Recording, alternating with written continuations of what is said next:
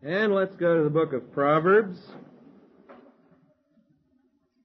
chapter 6 tonight. In our last session together, we went through the first 5.5 verses, and we saw the introduction to the book of Proverbs and how it lays out the course goals and objectives for the entire curriculum for the students that are learning the book of Proverbs. We saw that the two main things that are being covered in the book are wisdom. It teaches wisdom and the corresponding moral discipline that goes along with it.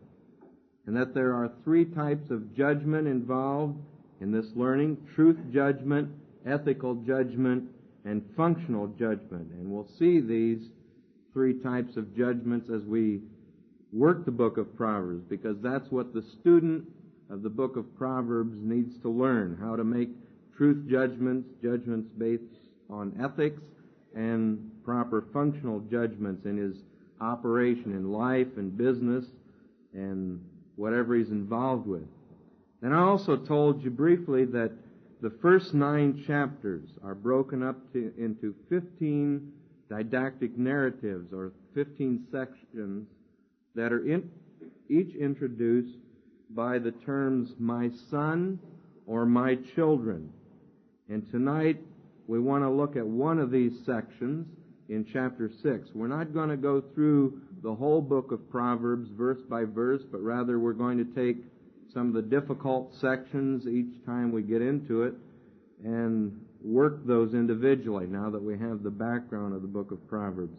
And tonight we're going to look at these first 19 verses of chapter 6. You'll notice that it begins with this phrase, "my son," so it's introducing this section. Then you get down to verse 20, and it opens with "my son" again. So this is one of those sections, one of those 15 sections I told you about, verses 1 to 19. And this section deals with business principles. And it's broken up into 3 parts. There are 3 parts in these 19 verses. Verses 1 to 5, and then verses 6 to 14, and then verses 15 to 19. Now, I'd like to read to you this first section. It starts out, "My son, if thou be surety for thy friend, if thou hast stricken thy hand with a stranger, thou art snared with the words of thy mouth, thou art taken with the words of thy mouth. Do this now, my son, and deliver thyself. When thou art come into the hand of thy friend, go humble thyself, and make sure thy friend. Give not sleep to thine eyes, nor slumber to thine eyelids. Deliver thyself as a roe from the hand of the hunter, and as a bird from the hand of the fowler." Now in here you have some difficult things, especially in verse 3, where it talks about humbling yourself and making your friend sure, when you've already been surety for him up in verse 1. And delivering yourself from a roe. Well, what is a roe? Some of these things that are not a regular part of our vocabulary and our culture. Well, back in verse 1, "My son, if thou be surety for thy friend." Surety is an English word. Not too many of us use it too often, but it is one who is supplying surety for another person is like a co-signer on a mortgage, or he pledges himself to another. It's one who makes himself liable for the default or miscarriage of another person. It doesn't have to deal with money, although generally we think in terms of being surety for a friend when he borrows money and then you co-sign for him so that if he doesn't pay or isn't able to pay, that you'll be able to pay his mortgage for him or his loan. But it doesn't always deal with that. It could be being a co-signer or making yourself a surety for someone who's supposed to appear in court, or someone who's supposed to show up for a contest, that you're the one that's responsible to see that he gets there. Maybe the best man is like a surety for the groom at a wedding, where he's supposed to make sure that the groom gets there. There's different types of surety, but generally we think in terms of it from a financial standpoint. If thou be surety for thy friend, then it has the word if in italics because it's not in the Hebrew text. And if you leave it out, it makes perfectly good sense. It says, my son, if thou be surety for thy friend, thou hast stricken thy hand with a stranger. Because your friend has made an agreement, a contract, an arrangement with someone else who perhaps you do not know. But you are co-signing for your friend, so in essence, you are shaking hand with that other person. You are making the agreement yourself with that other person who you may not know. He's a stranger. So you've stricken your hand with a stranger. And that phrase, to strike the hands, is used frequently in the Scripture of agreeing with someone. Just like we shake hands when we agree over something. You shake hands with someone.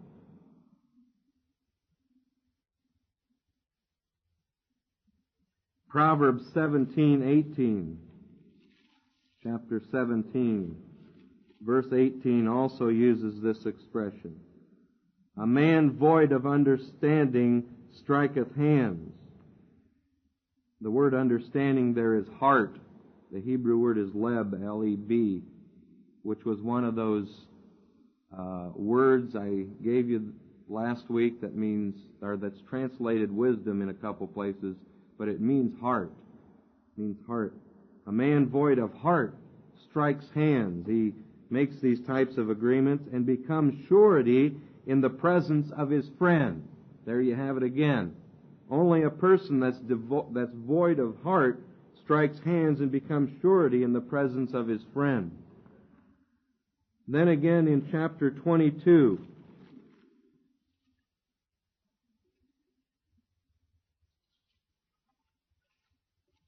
chapter 22, verse 26. Be not thou one of them that strike hands, or of them that are sureties for debts. It's not a good business principle to strike hands, to make that agreement, and of them that are sureties for debts. If thou hast nothing to pay, if you don't owe no one anything, or if you're not a co-signer for someone, why should he take away thy bed from under thee? Who's going to repossess your bed? Or who's going to repossess your furniture if you don't owe anyone anything? See? Remove not the ancient landmark which thy fathers have set. Seest thou a man diligent in business? He shall stand before kings. He shall not stand before mean or average men. He's going to stand before kings when he does these good business principles. And one is not getting yourself in over your head to where you cannot handle a responsibility like becoming a surety for someone else, and especially if that person isn't capable of handling it himself. In chapter 11 of Proverbs, verse 15, he that is surety for a stranger shall smart for it, and he that hateth suretyship is sure. So the best way to be sure is not to get involved in suretyship. Okay? Not being surety for someone else. Now you have to understand this in light of the love of God and the renewed mind in helping your brothers and sisters, because when people are growing up in the Word, we've got to become broken bread for them till they learn to walk on their own. That's one of the principles, where you let people walk on your feet till they're able to walk on their own feet. But it doesn't mean getting yourself into the point where they're capable of pulling you down, where you can't cover for whatever you're doing trying to help someone else, like it says in Galatians 6:1, where you help other people, but not to the point where they get to you, see, where they pull you down. In chapter 22 of Proverbs, in verse 7, the rich ruleth over the poor, and the borrower is servant to the lender. Now this ties in with suretyship, because if you owe someone something, then you're a servant to that person that you owe it to. You're not in control of the situation. The lender's in control. He's the boss, because he's the one you owe money to or owe a responsibility to. So if you're a borrower, you become a servant or a slave to the one that's loaned you the money. Or if you're co-signing for someone, you're still in that category, and it says we're going to smart for it.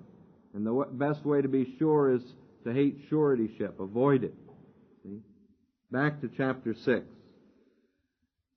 So if you're surety for your friend, in essence, you've shaken hands with a stranger. You've made an agreement with a stranger. And the result is you are snared with the words of your mouth, of thy mouth. You're snared, you're trapped with the words of your mouth. Thou art taken or captured with the words of thy mouth. Now he says the same thing twice in two different ways. Once he says you're snared or trapped with the words of your mouth, and then he says it again, you're taken or captured with the words of your mouth. This is a figure of speech called pleonasm, P-L-E-O-N-A-S-M, pleonasm, where it's said twice for emphasis.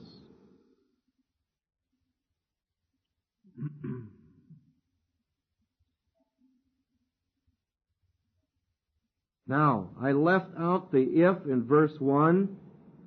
Clement of Alexandria, in his quotation of this verse around the year 200 A.D., quotes it as follows: My son, if you become surety for your friend, you will be giving your hand to your enemy, for a man's own lips are a strong snare to him, and he is taken by the words of his mouth. So he left it out too. And there's certain translations that leave it out. There are certain translations that put ifs in front of the thou art snared and thou art taken in verse 2. But they're not in the Hebrew text, and that's why I'd leave them out. My son, if thou be surety for thy friend, you have shaken hands with a stranger. You are snared with the words of your mouth. You're trapped. You are captured with the words of your mouth.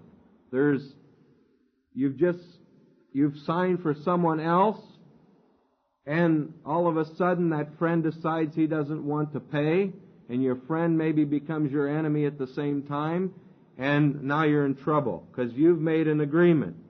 You've signed the contract, so to speak. Except in the East, they didn't sign contracts. What did they do? Took the covenant of salt, where they ate food after their agreement that had salt in it, which meant that they said what they meant and meant what they said. By the way, I was reading a book just the other day about honesty in business today, and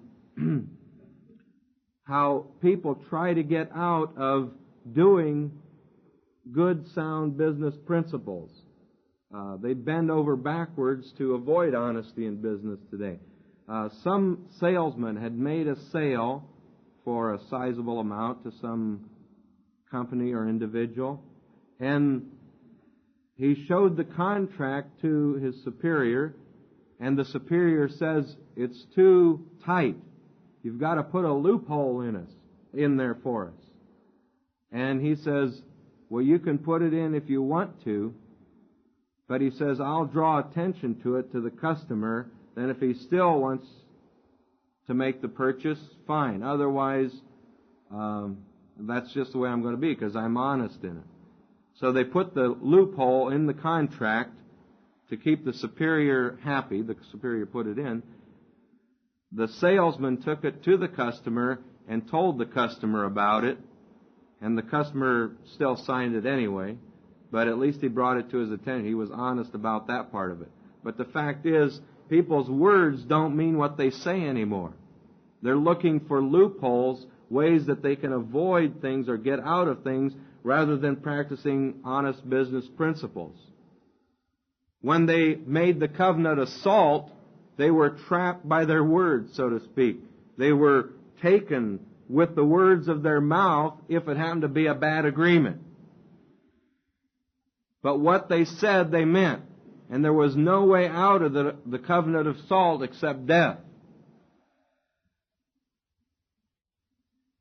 So that's why if the agreement was not good, to where the individual they agreed to back up decided they didn't want to pay off their debt, then they were snared, they were trapped. They couldn't get out of it because it was a covenant of salt. See that? That's why that verse 2 is so emphasized here by pleonasm, said twice. Because your words are what? They're salted, see? So how do you get out of it if your words are salted? If it's a bad agreement? Verse 3, do this now, my son, and deliver thyself.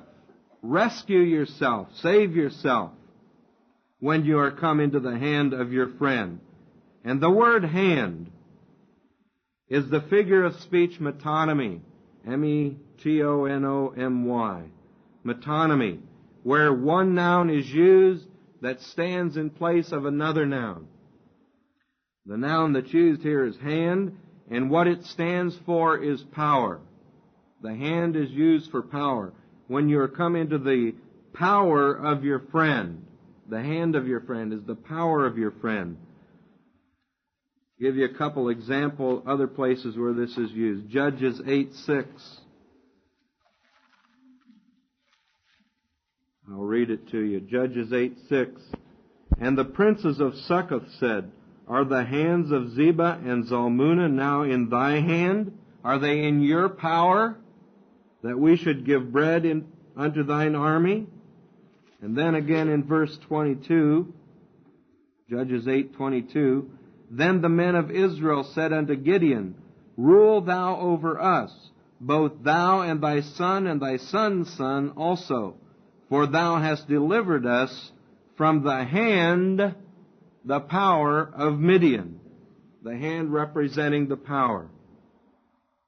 That's the figure of speech metonymy, where the hand stands for something else, which in this case is power. And that's used quite frequently in the Old Testament.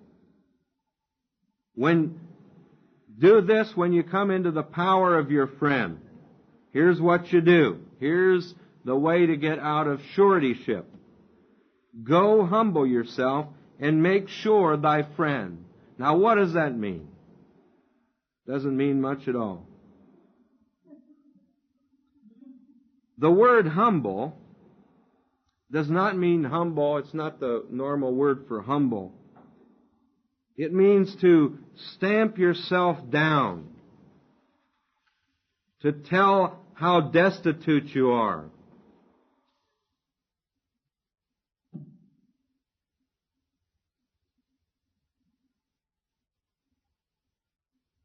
Tell him about all your bills. Tell him you're going to go broke if he doesn't pay off his debt. Go show him how pathetic your situation is. And make sure your friend The words make sure are to act stormily or boisterously, to beset, besiege, or assail, to plead with him, or pester him is better, to pester him. Go humble yourself or stamp yourself down and pester your friend. Go really work on him. This word make sure, pester, or act stormily, is used in Isaiah 3.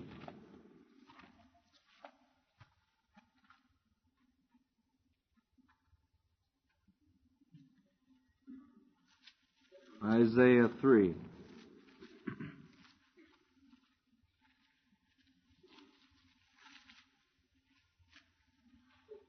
Verse 5. And the people shall be oppressed, every one by another, and every one by his neighbor. The child shall behave himself proudly against the ancient, or the older people.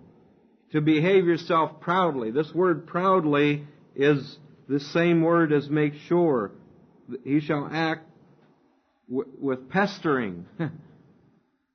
What does a child do when he acts proudly? Does he pester you? He acts stormily, puts on a big show. That's this word. So when your friend, when you're surety for your friend, and he doesn't pay his debt, you go and stamp yourself down, act stormily, pester your friend. Go to him and tell him, you've got to pay this off.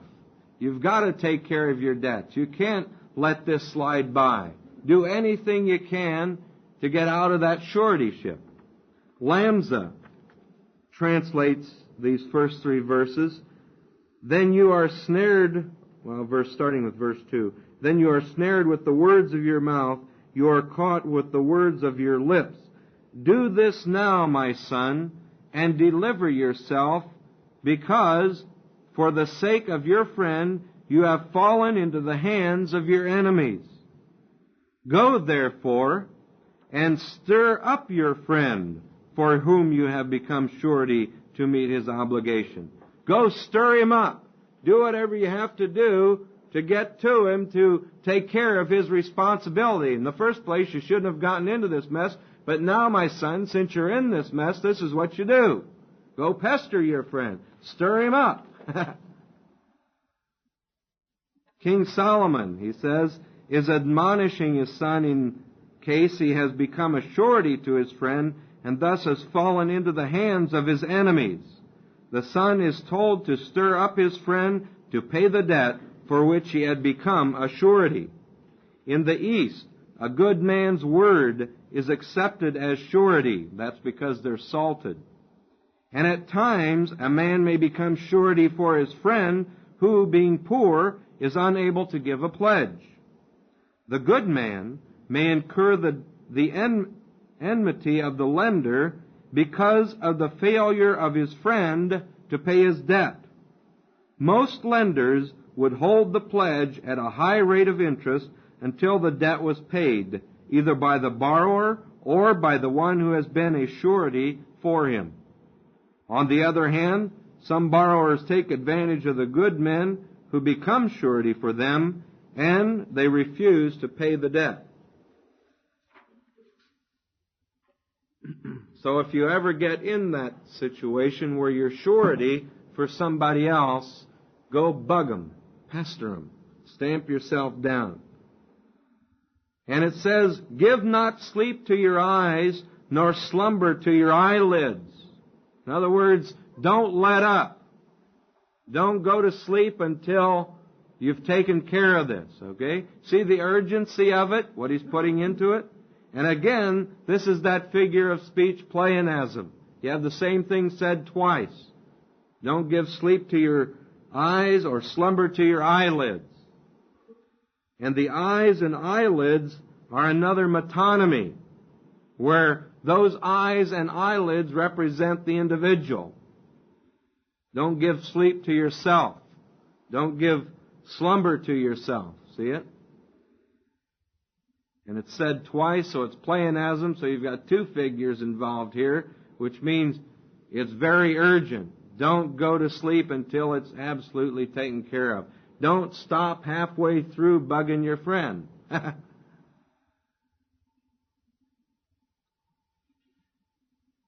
Then verse 5 says, deliver yourself or rescue yourself as a roe from the hand of the hunter. And there the word hand again represents the power. It's that figure metonymy, where the hand represents the power.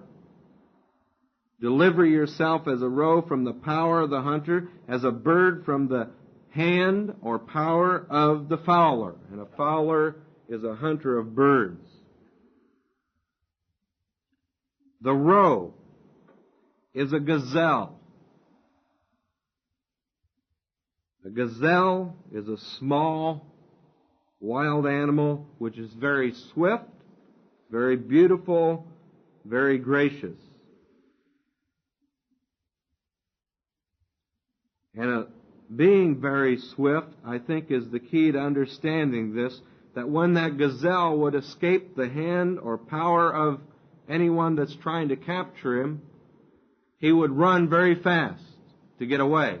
So, you go pester your friend, and you don't give sleep, you keep trying, keep at it, and then run like crazy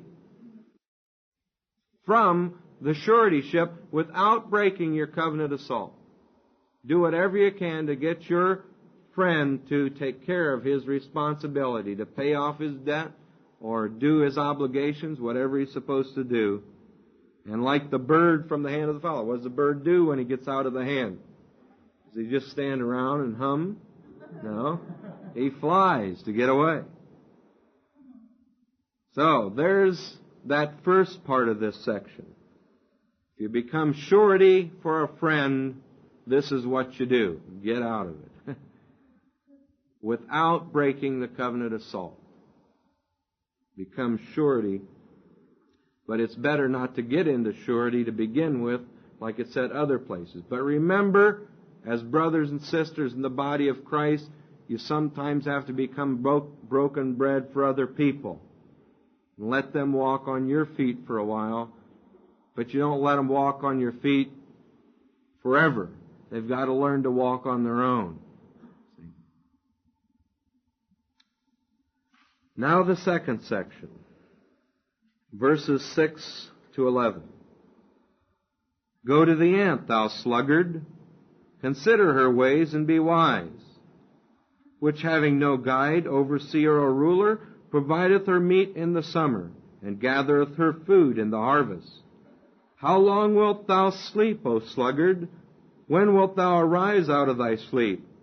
Yet a little sleep, a little slumber, a little folding of the hands to sleep. So shall thy poverty come as one that travelleth, and thy want as an armed man. Now this is pretty well self-explanatory. If you know what a sluggard is, it's a lazy person. And it's pretty obvious from the context that a sluggard is someone that's lazy. Just can't get around to doing things. And there are people in the Eastern culture, not true in our culture, that would rather die than work. Now, I think there's some in our culture too.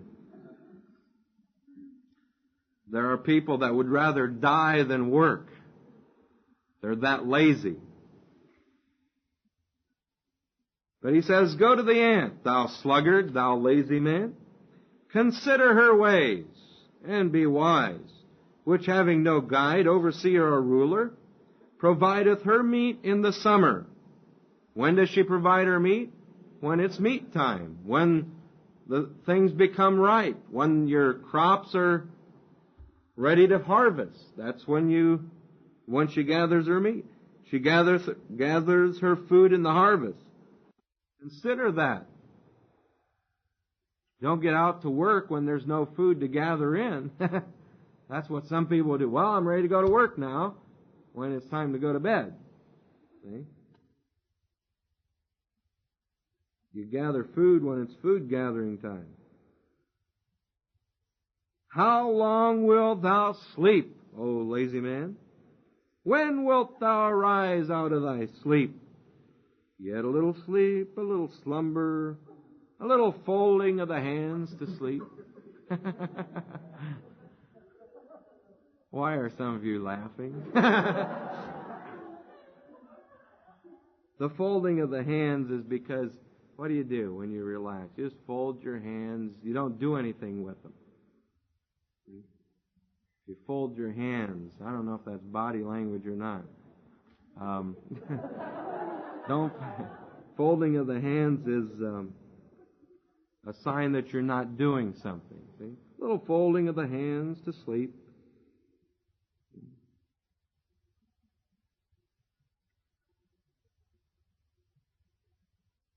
Then this next verse is the difficult one in this section. So shall thy poverty come as one that traveleth.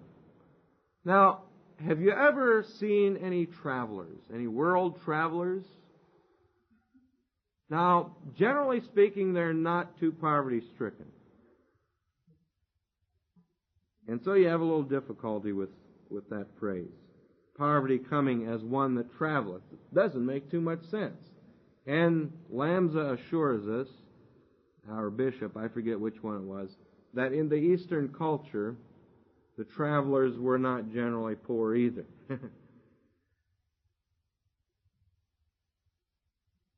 Secondly,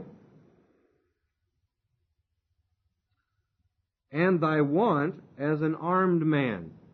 Now, soldiers, armed people, this literally in the Hebrew is a man of a shield. A man of a shield. But it means an armed person, a soldier. They generally were not too poor either. But in the culture, what happened is, as you, as a traveler, were traveling along the highway, outside of the protection of the city walls, there were robbers all over the land. For some people in the East, that's their occupation. I guess it's true here too. But out in the open areas, there are robbers everywhere along the roads. And so if you're traveling along and the robbers come, they take all your money and material goods away, then you have nothing. And you're as one that is traveling and overcome by these robbers. Or as an armed man, a man of a shield, where these robbers, those that are armed, take your money away from you.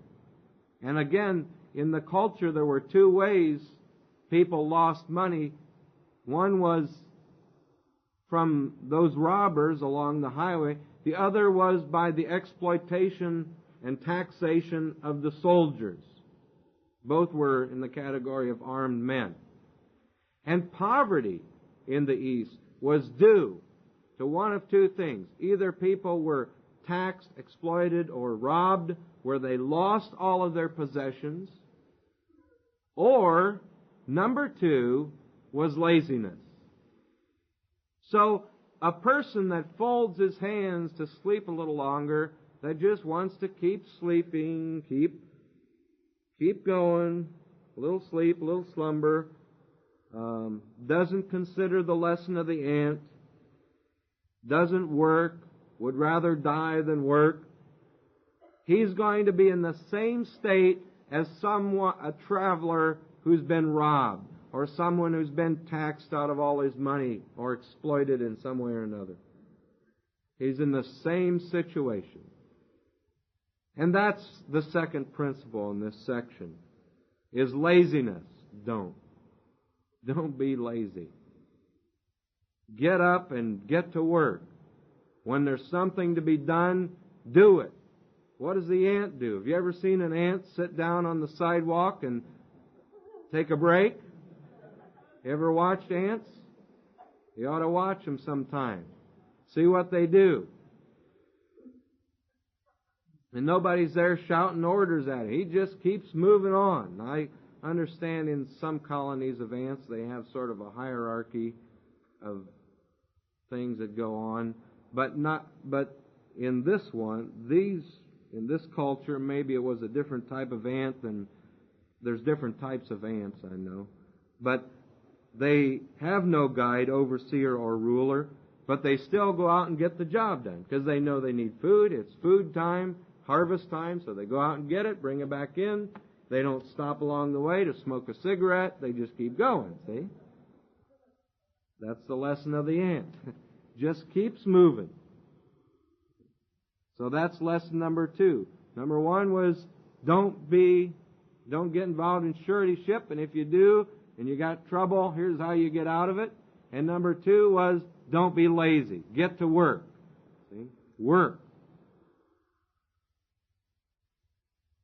And then number 3. Number 3 is dishonesty.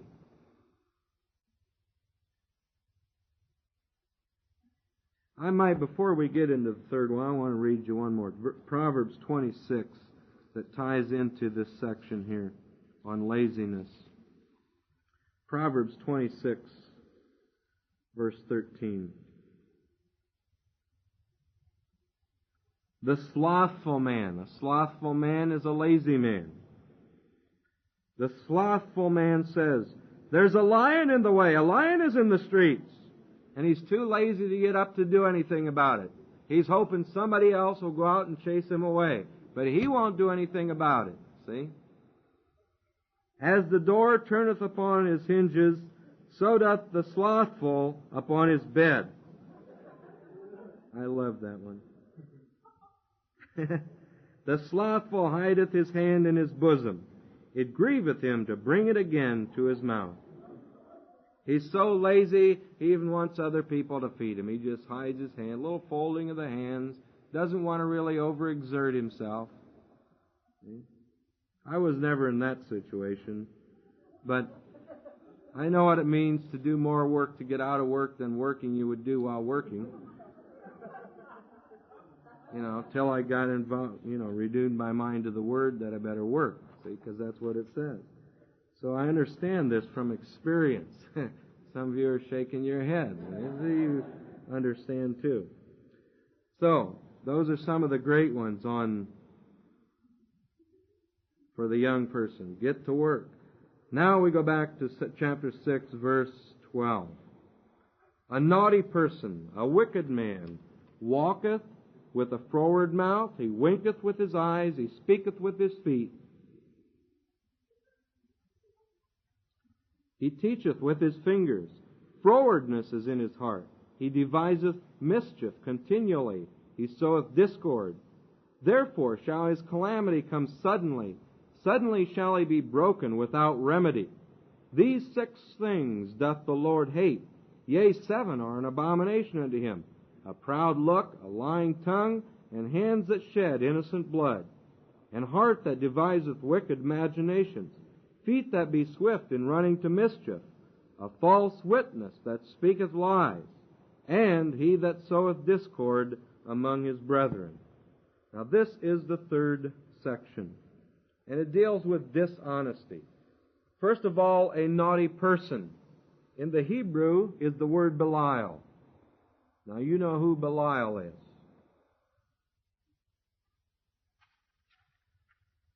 A man of Belial, literally is what it is. A naughty person. In other words, a man of Belial. Belial is one of the names of the devil, advanced class, do you remember? Which means worthless. Someone translated it, a man of worthlessness.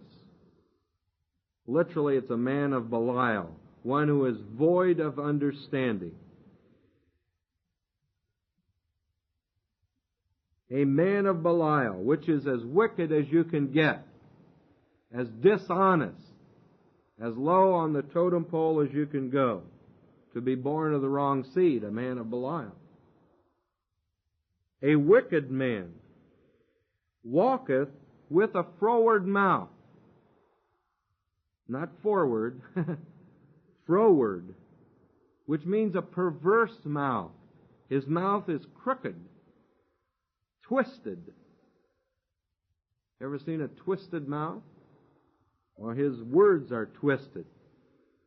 He has a perverse mouth. In other words, a perverse walk.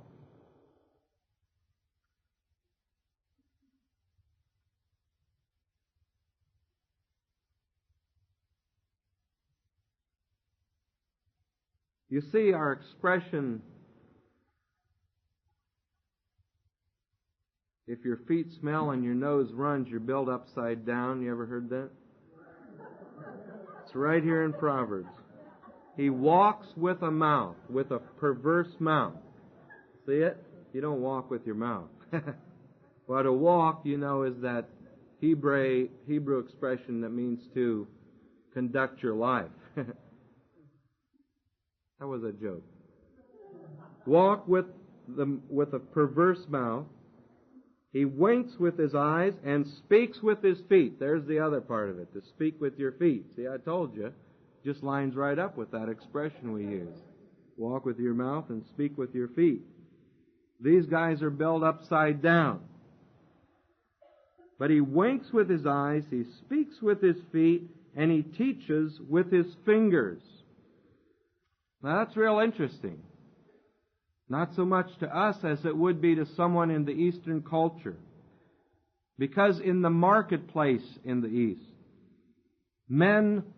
businessmen who were dishonest would make signals to each other.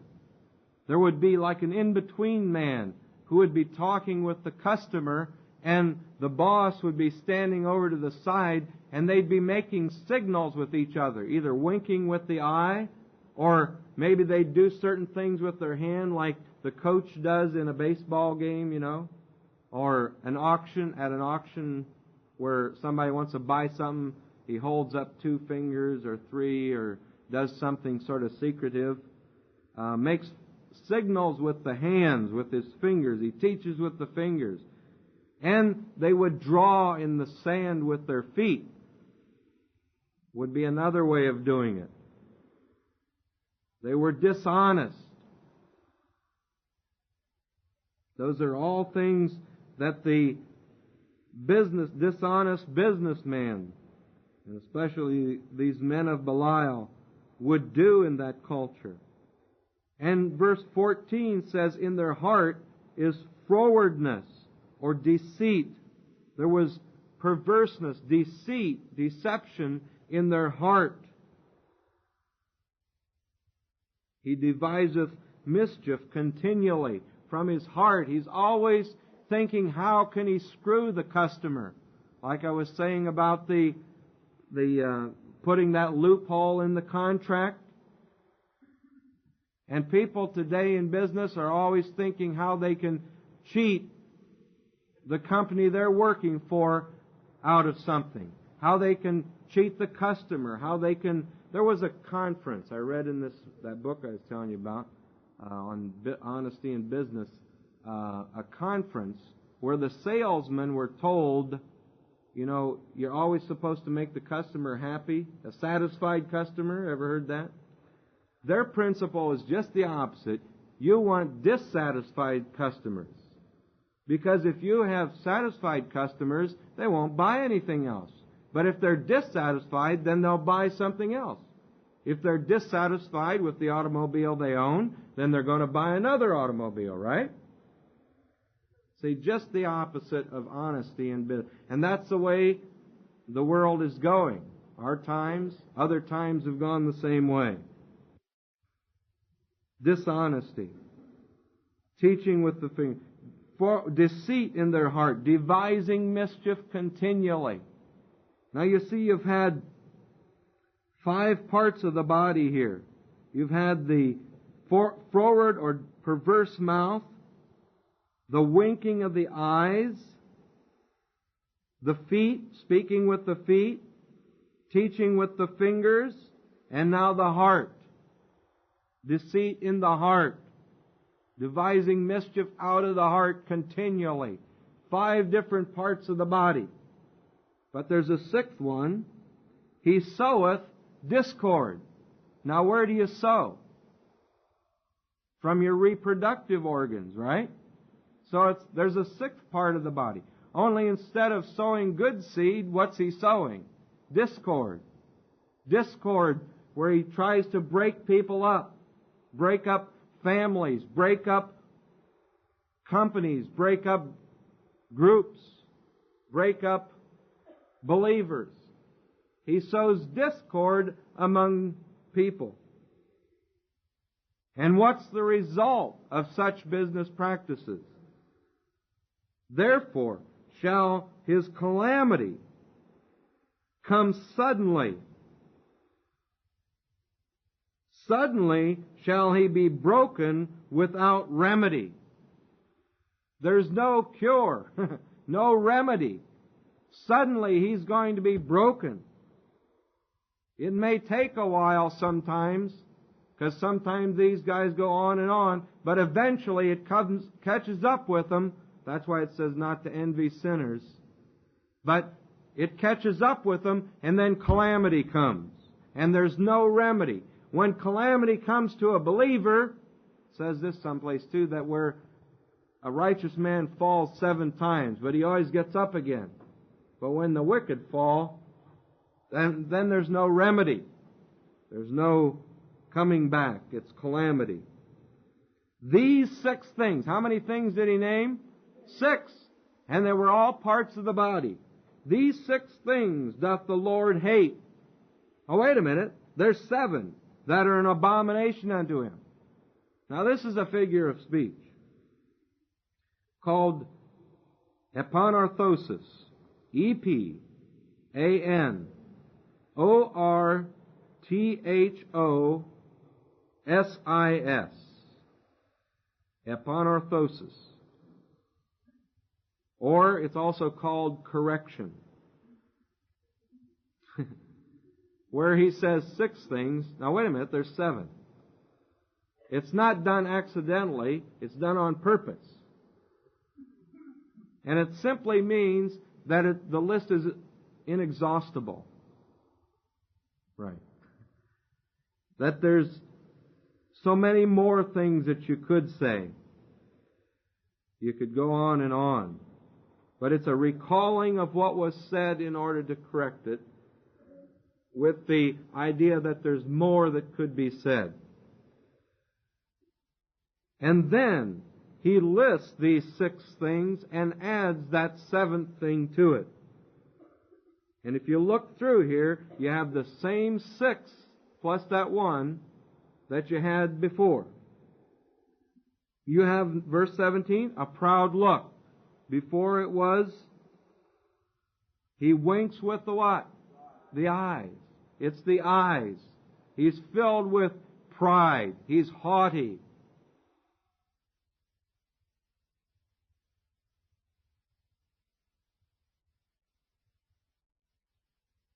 He has a lying tongue.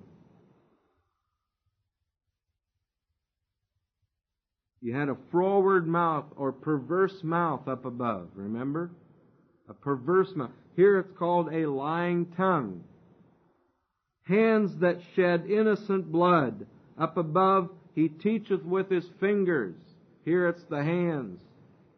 And by being dishonest in making all these signals with each other to cheat the customer, it's just like the man that sheds innocent blood.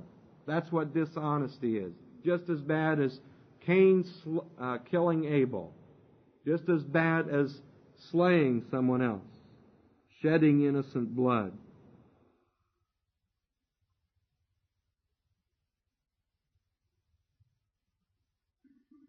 All these things tie together because they're dishonest.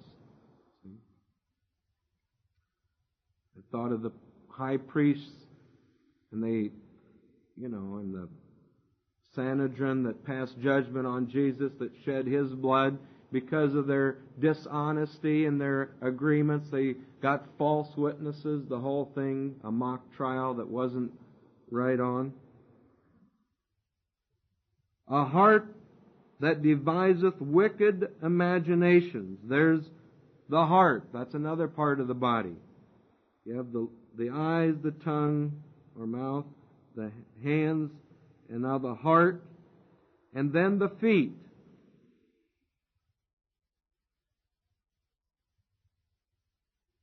that be swift in running to mischief.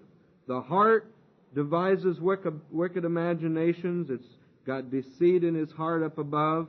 Down here, it's heart that deviseth wicked imaginations. Always thinking up how he can get more out of another person. And then feet that be swift in running to mischief. If you're making signals like they did in the market with their feet, writing things in the dirt with their feet, they're like those that are running to mischief, always trying to do something to take advantage of someone else, using people, exploiting people instead of using things and loving people.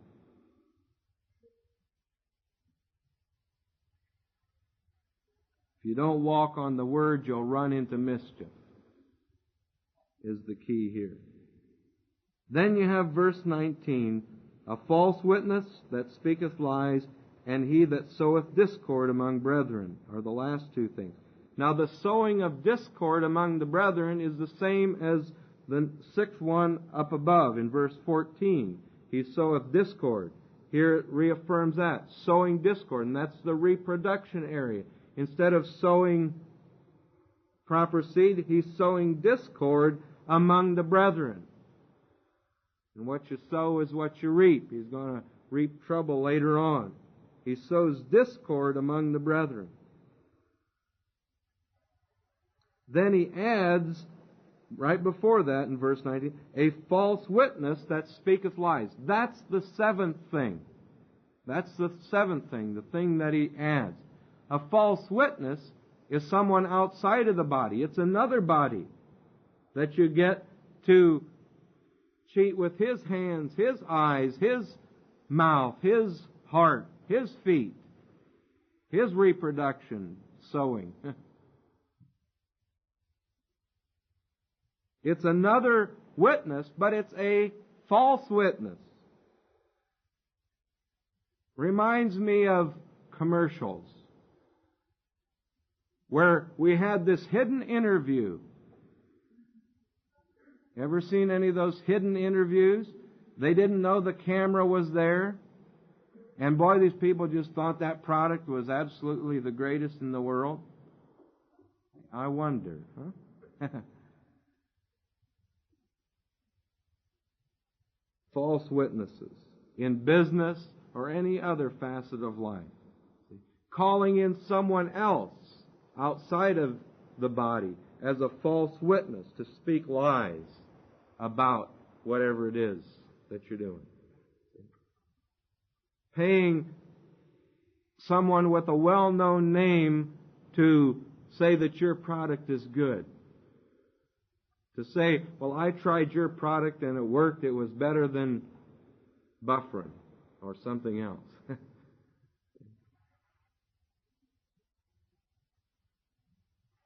Those 6 things, or 7, as he adds the false witness, 6 of them are all parts of the body. The eyes, the tongue, the hands, the heart, the feet, and the sowing, reproductive area. And then he adds the false witness that speaketh lies in order to cheat somebody out of something, to exploit someone. Dishonesty in business. And I thought of those 6 or 7, counting the 7th one, in light of our walk of honesty as athletes of the Spirit in Ephesians 6. Because they have feet that speak, that run to mischief. But our feet are shod with what? The preparation of the gospel of peace. Their feet run to mischief, the sons of Belial. We're sons of God. Our feet are shod with the preparation of the gospel of peace. They sow discord among the brethren. Our loins are girt about with what? Truth. They sow discord. Our loins are reproductive area. is girt about with the truth. What do we sow? The Word, see? We sow truth. Their hearts devise mischief. There's deceit in their hearts. We have the breastplate of righteousness over our heart. They wink with their eyes in order to deceive, or they have that proud or haughty look in their eyes. The eyes of our understanding are enlightened, and on our head we have the crown of wholeness, the crown of salvation.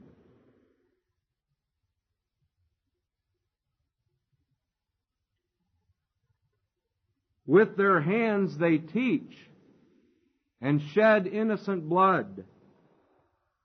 In our hands is the discus of believing,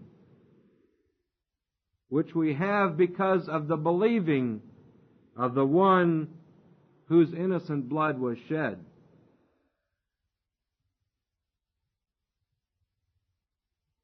With their mouth, their crooked, twisted, perverse mouth, they speak lies. Out of our mouth comes the javelin of the Spirit, the Word of God, is what we speak.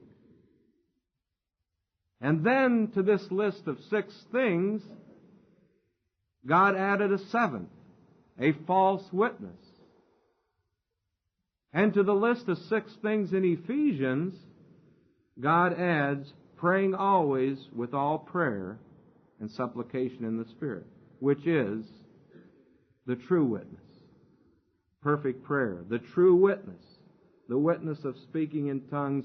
When you can speak in tongues, you know you're born again of God's Spirit. You have the true witness, as opposed to their false witness.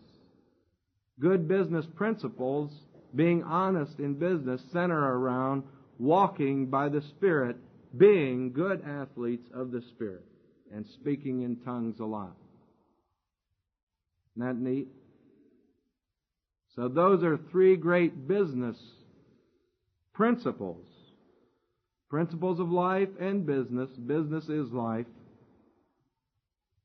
In this section of Proverbs 6 through 19, dealing with suretyship, with laziness, and with dishonesty, showing the young man or the young woman how to get out of suretyship, or why he should avoid it, why he should be industrious rather than lazy, and why he needs to practice honesty in his walk with God and with other people in life. Father, we sure thank you for the greatness of your Word, and that we can work these sections of your Word and see the principles that we can apply practically in life and in everyday situations.